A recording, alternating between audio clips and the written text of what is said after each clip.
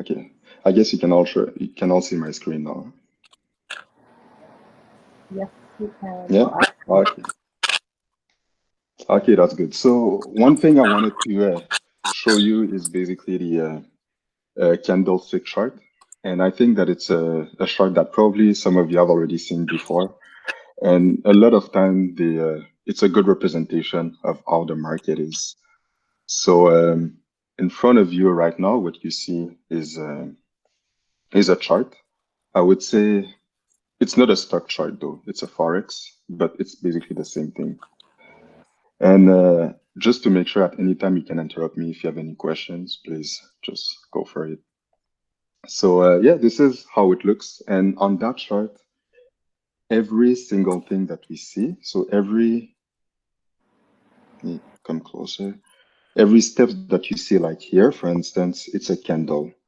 And a candle is a representation of a day.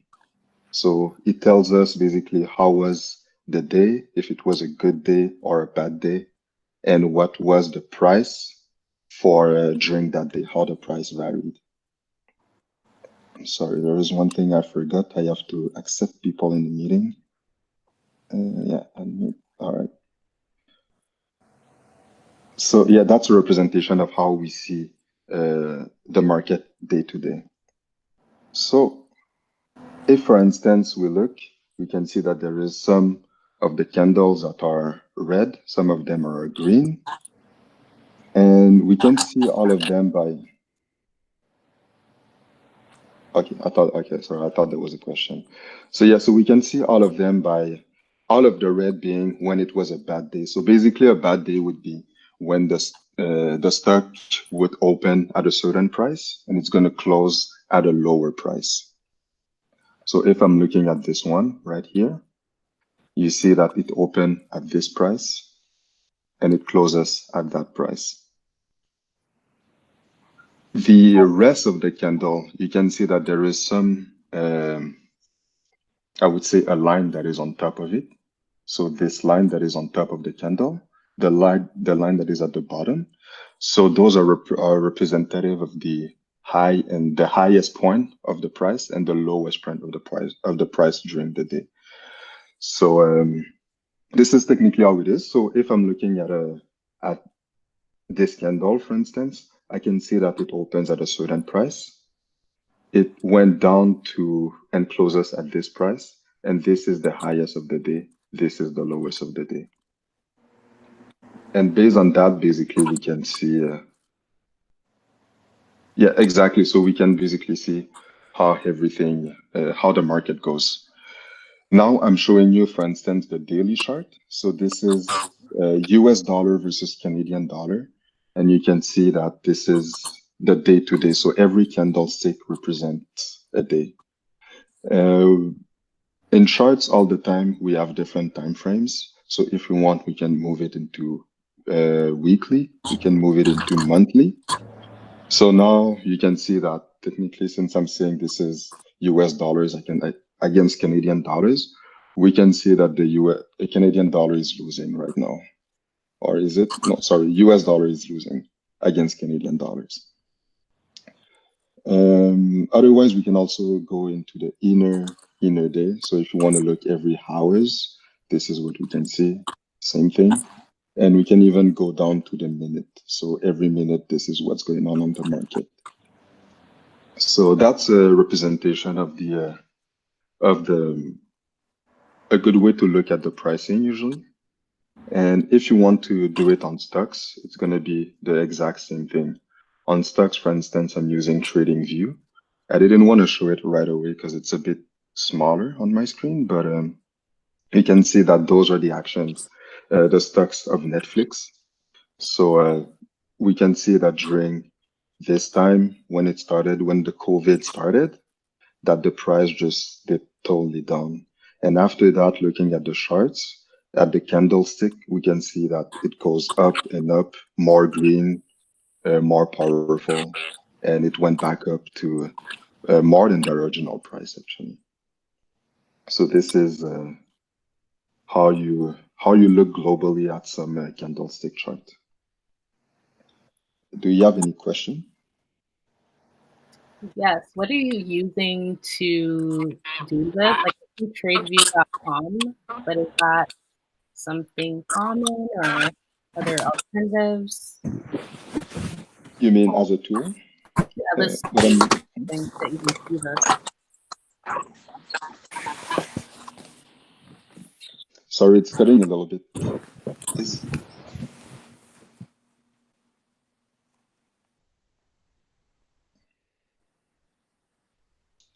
Hello, Tracy? Did anyone hear the question?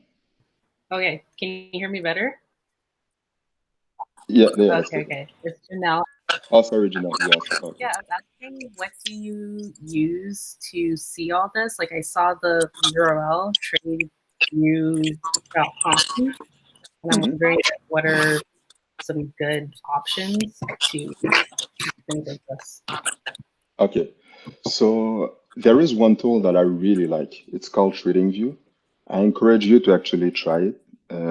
It's really something. It's a tool for stocks, and there is stocks now. There is even more. So even if you want to do some other stuff like cryptocurrencies, forex, you can see all of that.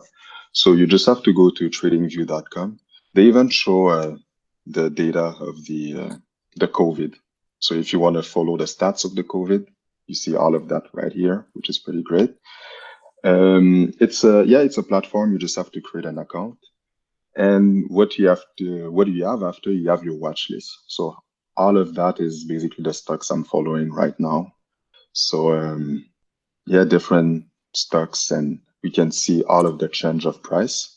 So this is the change during the day of Facebook, Apple, Microsoft, and different ones. And you can also use technical indicators. So once we're going to get a bit more familiar with technical indicators, we can see that we can add some stuff to our chart just to make it more readable, and we can see how to analyze it and create a strategy based on that. So yeah, you have multiple indicators that you can use, that you can add to the chart, and then you have more graphics and everything. I think it's just really well done.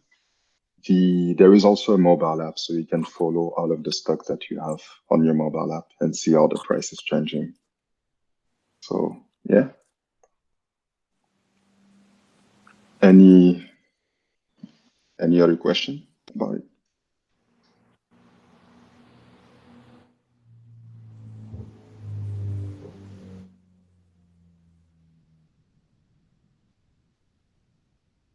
No, it seems fine. Okay, cool. So the other tool that I'm using, I can talk to you a bit about this one. So this one, if you want to do, it's more for Forex, which is really great. I find that there is a lot of tools. We can also build or buy automatic bot that are trading for us on the market. So if you want to get into that, I would say it's a good tool for it. There is like all of the same thing. So you have all of the indicators you can add, different ways to see the chart, different symbols. All of that depends on the broker that you're with. So I know that some brokers also offer stocks, but most of it is Forex for that. Or you might also have some cryptocurrencies. So yeah, that's mostly it. I don't know if anyone has question about the charts. If there is something that I can go deeper into things if you want, into strategies, into indicators, into.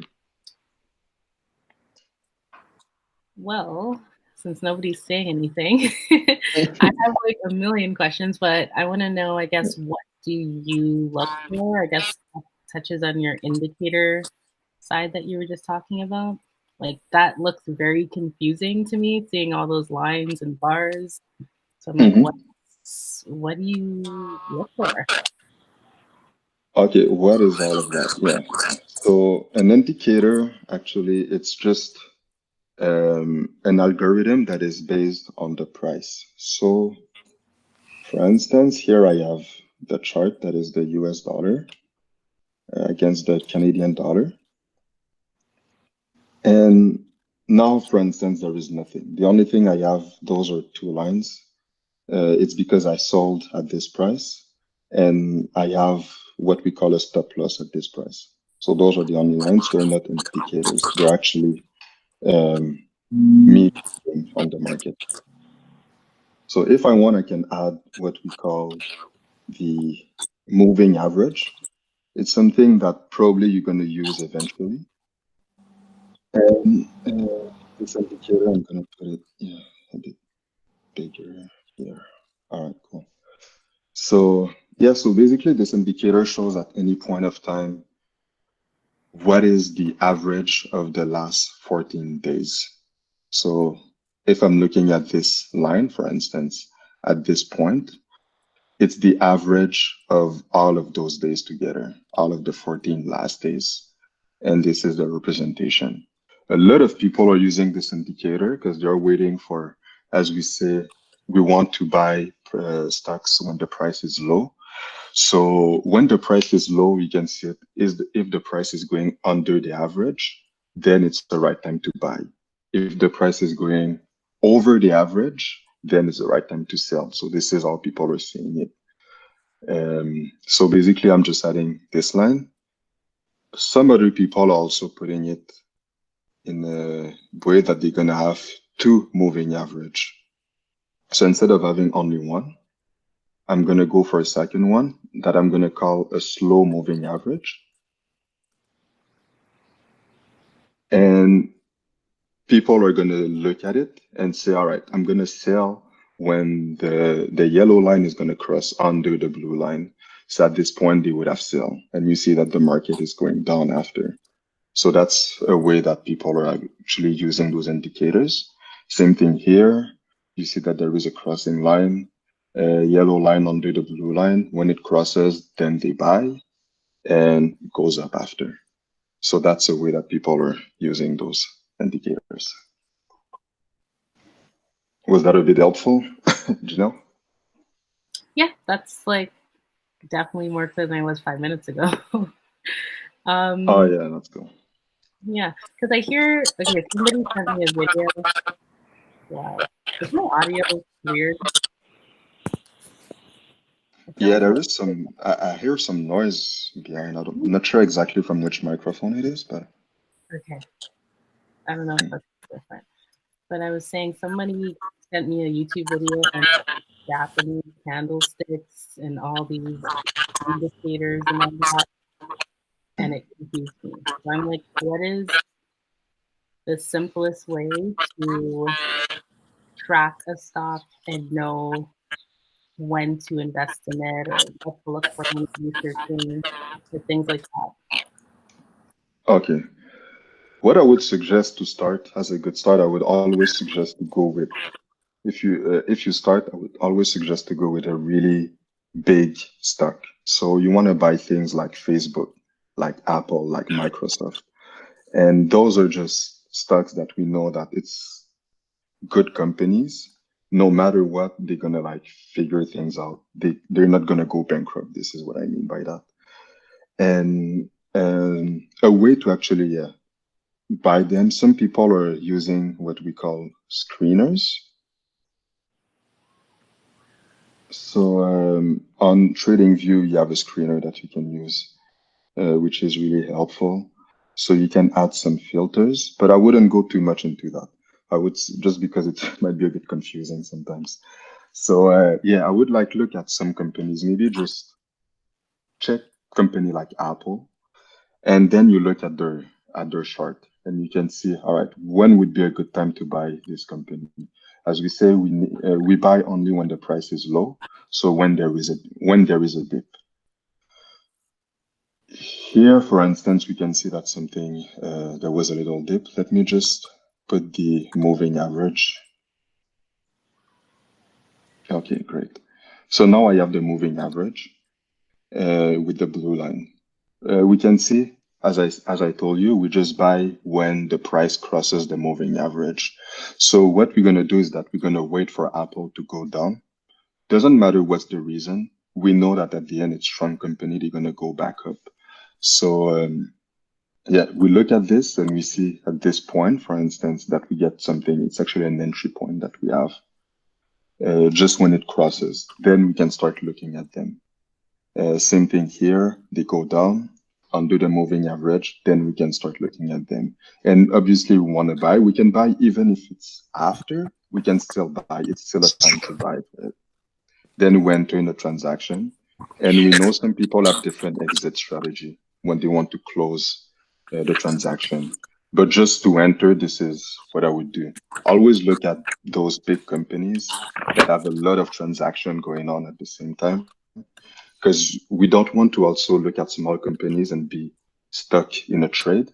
Because if basically I'm buying a stock, but I cannot sell it because there is no buyer, then it's not technically a good investment, I would say.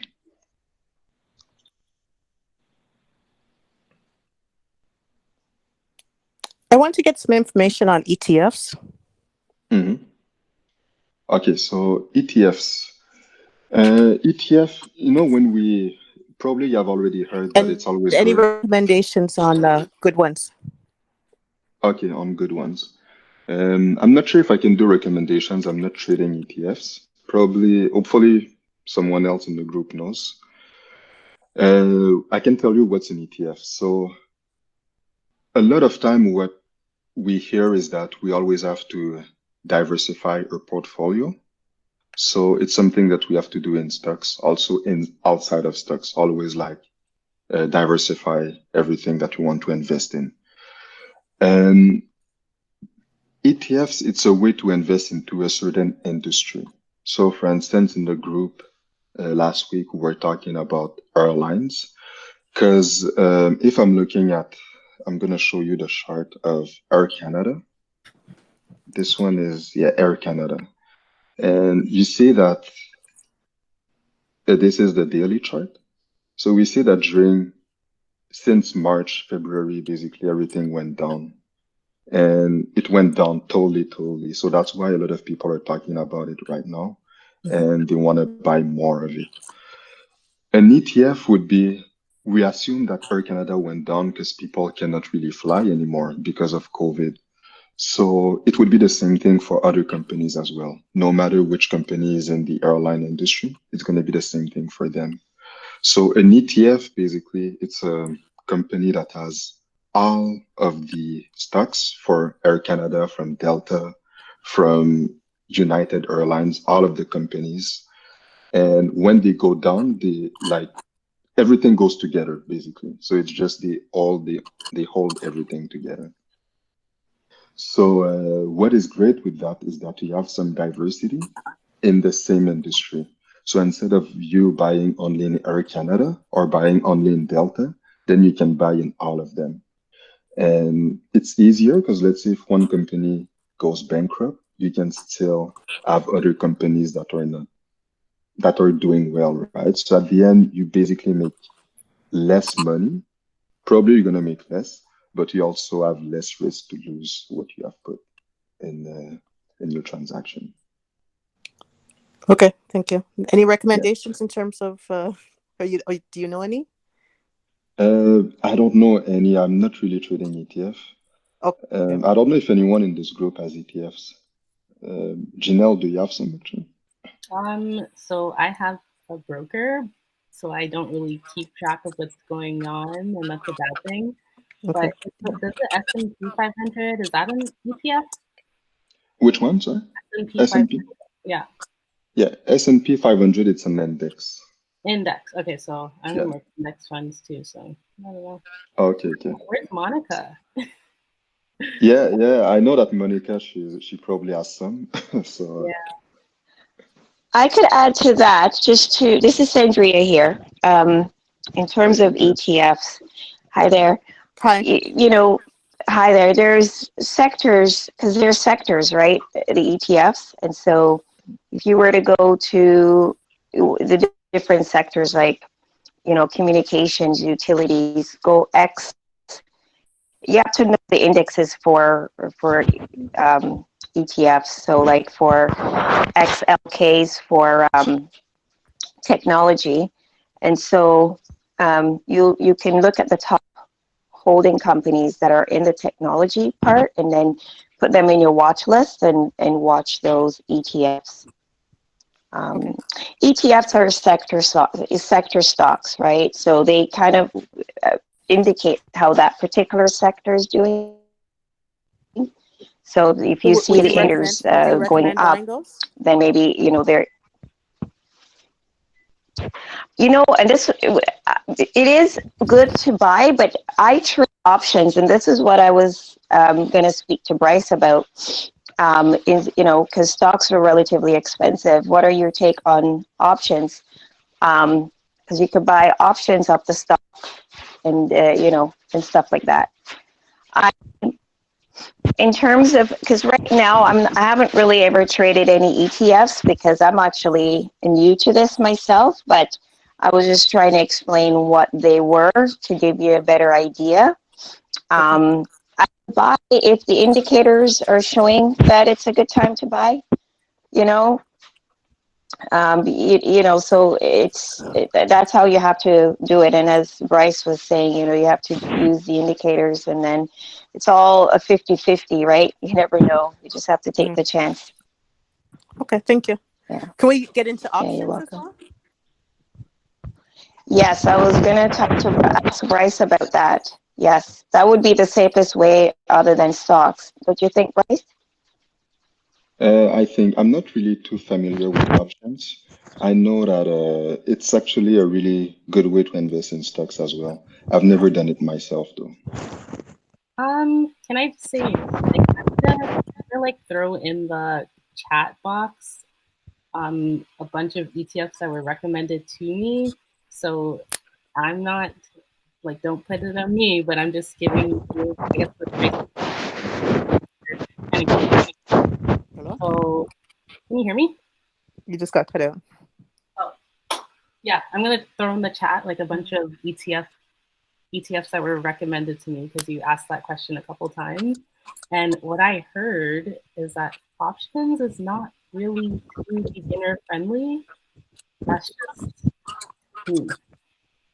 just my thoughts. But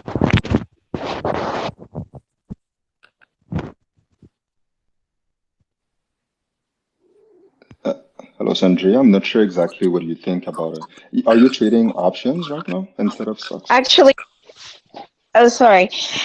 They're actually, okay, so options are what you call they're like a insurance premium.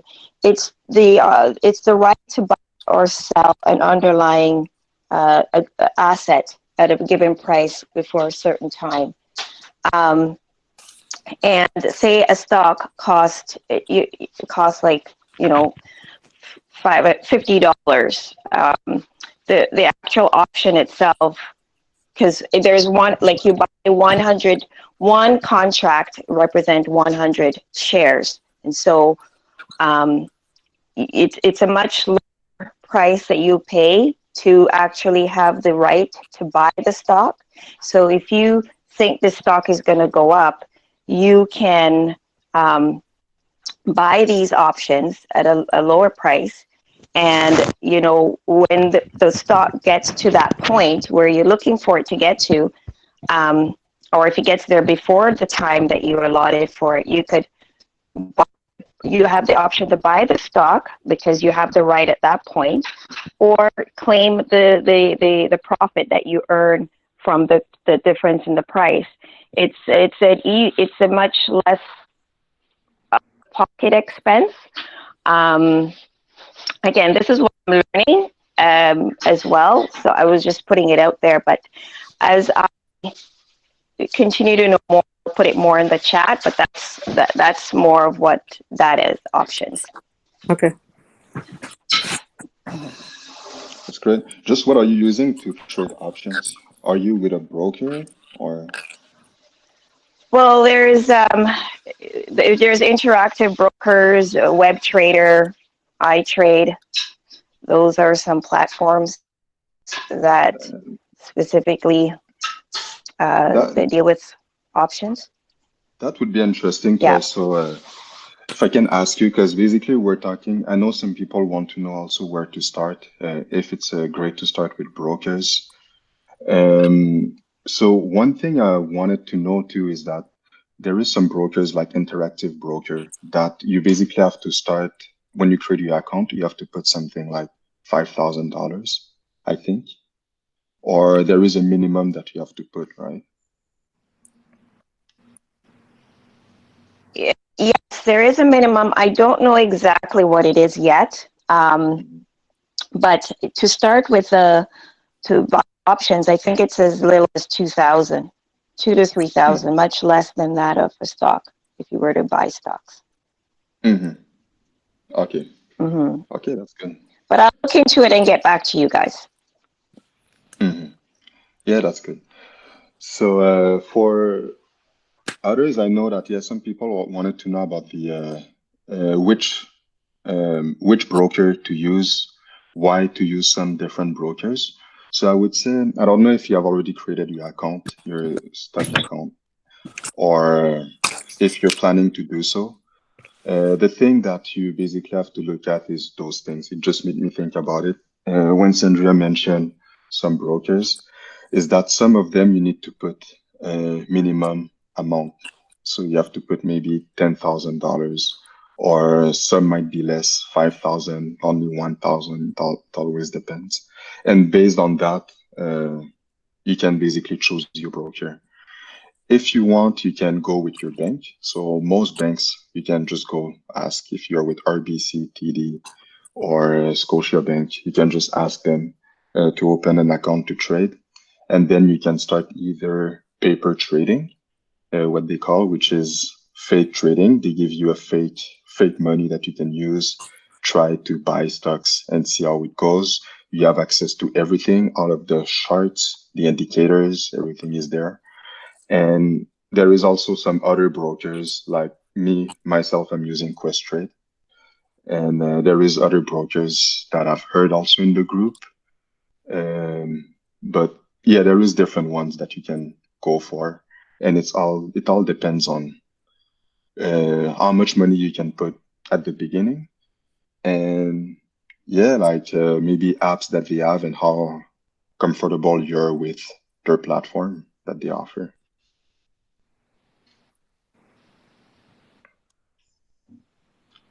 I don't know if anyone, Janelle, do you have an account right now with you're using Questrade, right? So I have a Questrade account that is just dormant, but trading through TD, that's where my portfolio is. Yeah.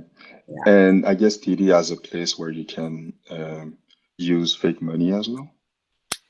I haven't looked into it, but I know Questrade does. Like that one, I did look at. Okay. So yeah, so there is different ones. If you're interested in that, I can send some in the group as well that you can look at. Yeah, I'm using Questrade for the price of a transaction. It's really low price if you want to buy stocks, sell stocks. Really user friendly as well. So they need a minimum of $1,000 to sign up with.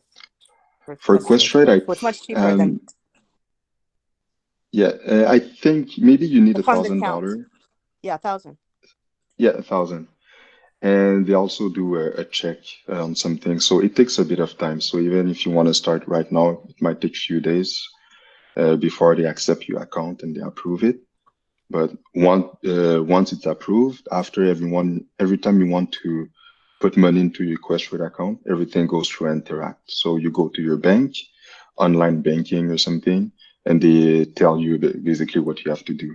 You have to send it to your account through Interact, and it takes I think 4 days max, and you have your money, so you can start trading. I actually have a Questrade account, and actually, if you set it up as a bill payment, it takes 2 days to transfer the funds. So you'd set up, through Questrade. Yeah. What do you think of Questrade, Michelle? Oh, I like it. I should be able. Well, I should use the rest of the functions, but I just typically just buy stocks. But I know they have the ETFs and the charts and all the options. So I'm still learning on those other avenues. Okay. Would you recommend it? Questrade, yeah. They have a good platform and they have some good training. if you want to take the training as well. Okay, it's great. They are in Toronto too, so yeah, me too. I would recommend it. So I'm just saying, yeah, they are in Toronto, so it's yeah, really great tools. So I think it would be a good start. But everyone is welcome to use whatever tool works best for them. But yeah, Wealth Simple. Simple. I've never tried it. I know that I think that Josh, are you still in the call? Okay, I've just heard that some people are using it. I know that Josh is using it, and he says that basically they have $0 for transaction. I'm not sure. I didn't check. Hey, can you hear me? Yeah, I can Okay, hear you. perfect. Yes, so I have Trade Quest, and I also have Wealth Simple. So as mentioned, there's benefits to both the platforms. With the Wealth Simple, you don't pay per trade. But if you're going to be buying American stocks, then there's a percentage on it. So I forget the exact percentage they take 1.5. Was 1.5? Yeah, to Okay, buy and yeah. sell. Yeah, Yes, so that's 3%. what they have there. But I figure they both are good platforms to use. Well, simple, as the name says, it's simple. So getting into investing, Well, simple is much more user friendly and inviting. Whereas if you're very new to it, Trade Quest can be rather intimidating and overwhelming because there's just so much going on. But once you get comfortable, then I would say yes, use the Trade Quest just because it has more options as to how you can trade. Okay, did that answer your question? Definitely. And how about the getting into using Wealth Simple? Is it the same process or a similar process to trade? Yes, for the Wealth Simple is very simple to sign up. It's everything's online, so you download the app and you just answer a few questions. You provide your SIN number, and that's how they run it through the system to make sure it's you're legit. And basically, after that, you connect your bank account to it, and you're ready to go. So it is a much easier process. There's no minimums.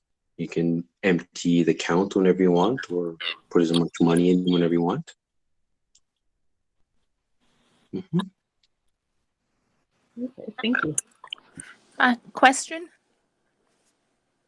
Yep, go ahead. Hi, I'm joining again. Sorry. It's All fine. right. I came in when Josh was talking about Wealth Simple. Wealth Simple, is that what it is? Yeah. And there is no monthly fee, you said.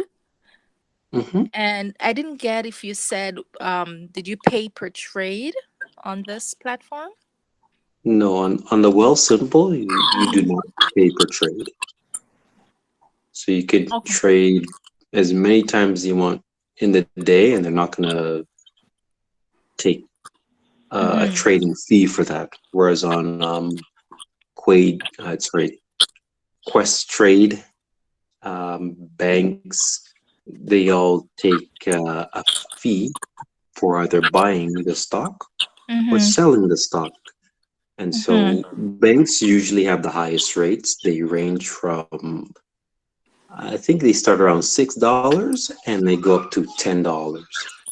And with Quest Trade, I believe you trade at $4.99, I believe. If that's correct. $4 or $4.99, but they're less than your traditional bank. I know I heard someone said they were with TD Bank. Is there a fee for that if you are a client with TD Bank? Yes, sir. Okay. So, well, simple it is. Thank you, guys. Yeah, No problem. with TD Bank, I believe is $10 per trade or $9.95 per Oh. trade on the low end, and it could be, and if it's an assisted trade, it's usually about $30 plus. Now, on an average, how often do you guys trade? Let's say an average. Do you trade daily or? No, for me, no. Honestly, not necessarily, but I always say once you're getting into investing, you always want to have a strategy. So if you don't have a strategy, then you will mess up and you'll become very emotional and you'll make silly mistakes. So what you want to do is be in your own comfort zone. Maybe you say, I want to put in $100 or $50. That's no problem. Put it in there and, the money is there. So you see it now. For you or anyone who's a new investor, it's going to be a bit scary because you've been trained from before that if you invest, you can lose money. That's what the banks and everyone trains you. So then you will basically go to the bank and give them the money to invest, and they'll give you back. Let's say you invest $100 with the bank, they'll go and easily make $300. All right. One second, sweetheart. And you will get maybe $5 back. You'll think you did great. You didn't do great at all. The bank took half of it, but they make it look like it's great. Yep. So once you overcome that, just do the little steps, you start getting comfortable. Then it's like, you're more comfortable. You have the confidence, and then you start to do the research of the company, and start to make your I started a month strategy. ago. With Wealth Trade, and I get a lot of information from YouTube.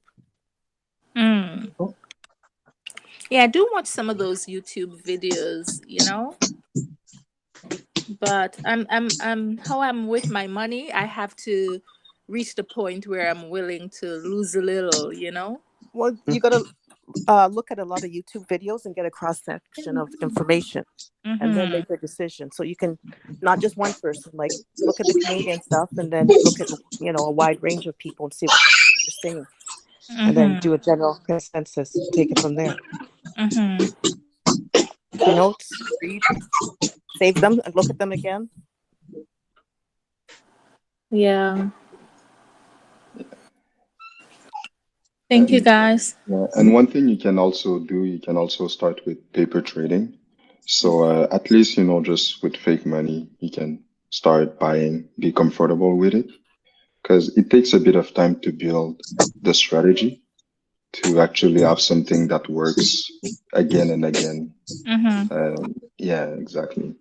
So we just have to be comfortable first, make sure that we know what we're doing and we're not scared of losing money, knowing that we're going to win money again after. Well, and also one point to add is that you sort of understand your style, whereas if you're looking to be more like a day trader, where you're trading on the daily, or if you're looking for value investment, and that's like Warren Buffett, where they don't look at the charts, they look at the company to understand what the company is doing, and they assess the company, and then they look at the stocks and stuff to say is this at the value which we assessed? And if it's under their value, they buy it. And that's another way of being successful at the market, is not just looking right at the charts, is to understand the company and the sector into what you're getting involved in. The more you understand it, the better you'll be able to make choices and be able to pick out companies. Question regarding value. Is it too late to invest in airlines right now? I heard I missed the wave. Is that true? Pardon me?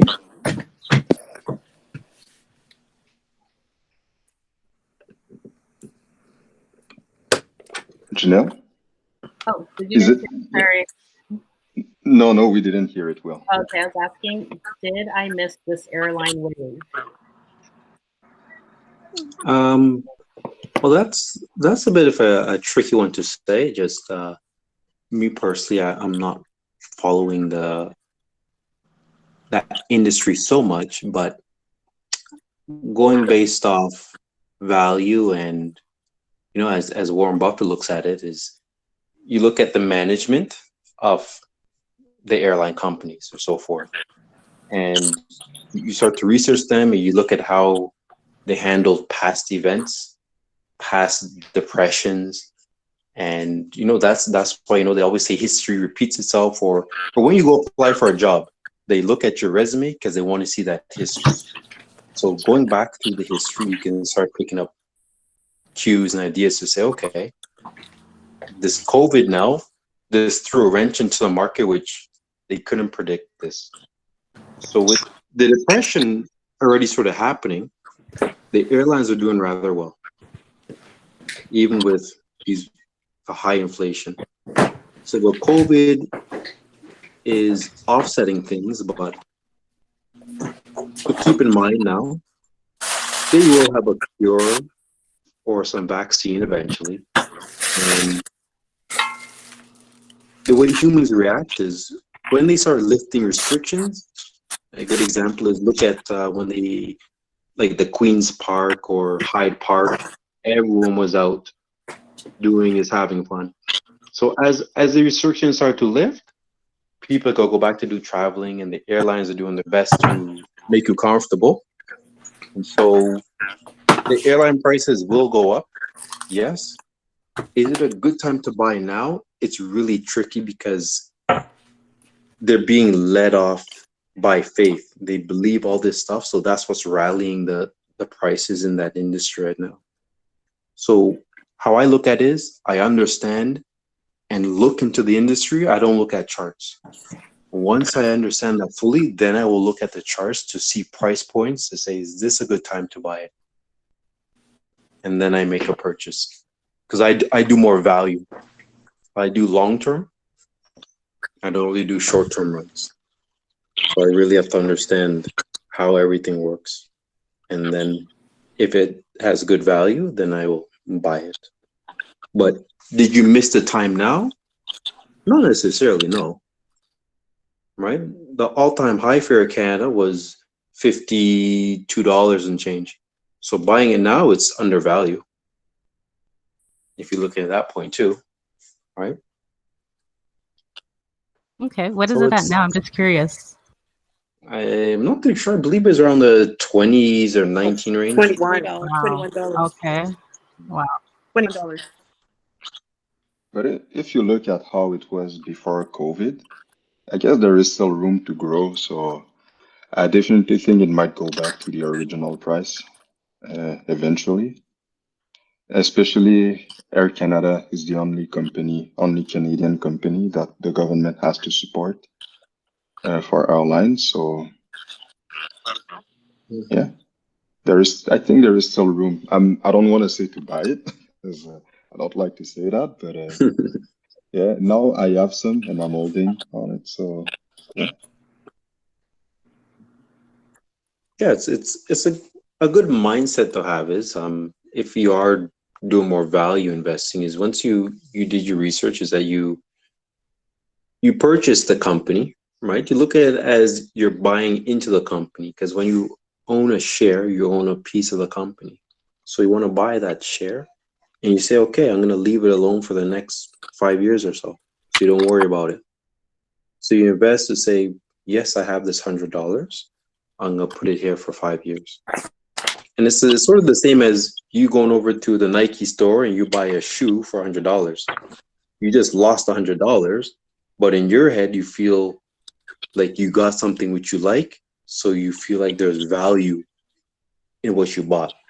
So if you bring that mindset back to when you're purchasing a company, you have to look at to say, I'm purchasing this company.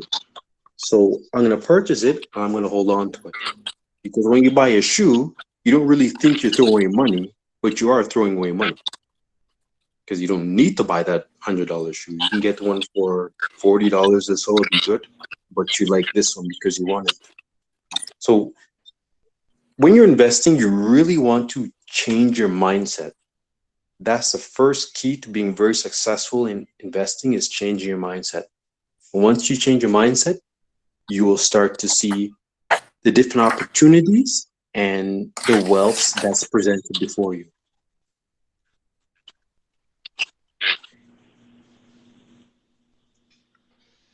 All right. Well, thanks, Josh. I don't know if anyone has, other question about anything. We're probably gonna wrap up soon, so.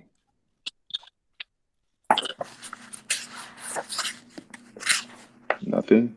So, basically, I would say that what we can do, I would think that maybe next time we can go more into strategies. I think that would be great just to know how some people are trading, how what do we look at when we trade, when we buy actions like stocks, and what is a strategy about finding the right exit point, make sure that we sell at the right time, we buy at the right time and all. And for now, I think it was great just to have a little discussion.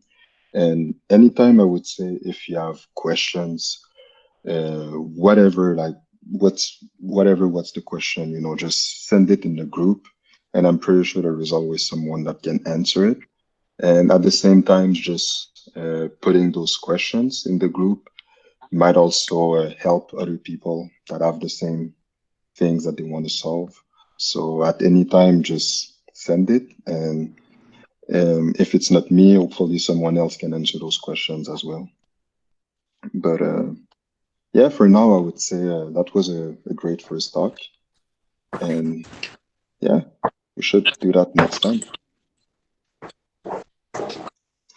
Anything someone else want to add? Thank you very much. Yeah. Anything someone else want to add? No? This was amazing, Bryce. All right. Thank you. Thanks. Oh, yeah. Richard just mentioned. So everything was recorded. So I'm going to share it to the group as well for other people that couldn't attend. So anytime you can look at it. All right. Okay, great. I appreciate that. All right. That's good. So everyone, hopefully have a good evening and try to enjoy. I don't know if you are home or still during the lockdown, but try to enjoy your evening. And look a little bit at the stocks. If you have anything interesting, please share it to the group. We can all share. I'll share some actions that I'm doing as well, so you can just maybe enter or something. But have a great evening, everyone, and thanks for that. Goodbye. Bye. All right, good night, guys. Take care. Good evening. Bye. Bye. Thank you.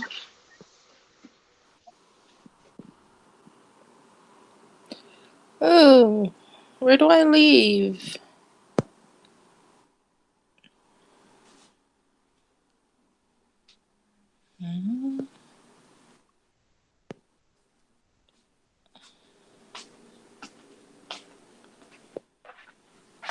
You're joking, right? Click on the screen, and then the hang up will show up.